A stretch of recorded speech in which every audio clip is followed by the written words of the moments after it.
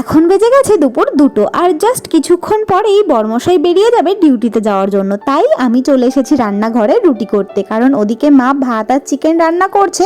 তবে এই রুটিটা আমি করে দিচ্ছি, বরমশাই রাতে ঘরে ফিরে খাবে তাই।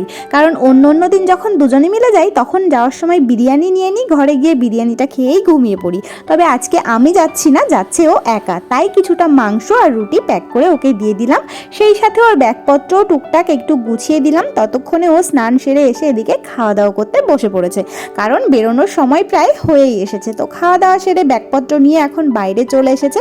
ওকে একটু বাই বাই করে দিলাম, আর রিমা এখন যাচ্ছে ওর জিজুকে অটো স্ট্যান্ড পর্যন্ত এগিয়ে দিয়ে আসতে। আর বড়মশাই দুদিন পরেই আবার বাড়িতে আসবে, দুদিনের জন্য যাচ্ছে। তবুও না মনটা ভীষণ খারাপই লাগছিল, কারণ যখন ও বাড়িতে থাকে কোথা দিয়ে যে সময়গুলো কেটে যায় বুঝতেই পারি না, কিন্তু যখন চলে যায় তখন সত্যিই মনটা ভীষণ খারাপ লাগে।